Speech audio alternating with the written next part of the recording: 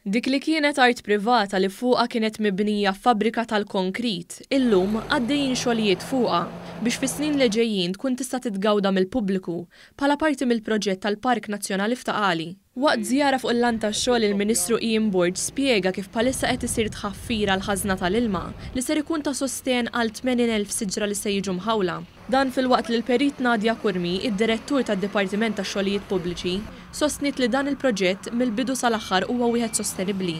Hawnhekk qed naraw iż-żona tal-eri tal-kunċeri li hija wieħed minn 6 fażijiet prinċipali ta' dan il-proġett.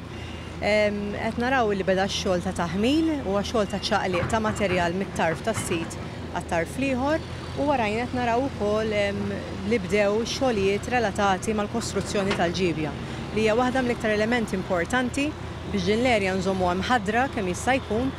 Il-koordinatur tal-proġett Jason Mikallef tkellem dwar l-aspett holistiku tal-proġett, tant li l-ħsieb u d-diżinn wara l-proġett idur mal-aspett ambjentali u jinkorpora miegħu aspett kulturali. L-aspett holistiku kbir b'viżjoni qasni li ġejjin ta' taqalju għal net li jitgawda is-sena kollha lejl u nar, xi ħaġa li qatt ma eżistiet sa issa. Mbagħad għandek l-aspett ambjentali il għaliex għandek ħafna aktar spazji vojta li se jkunu qegħdin jitħaddru. Huwa proġetti li se jkun qed jiżewweġ il-proġett il-ġdid tal-Qali Cross Village, allura l-artiġjanati tradizzjonali l-kultura. Flimkien naturalment ma' ammonti sostanzjali ta' konċerti li se jkunu qegħdin jittellaw f'din l-erja.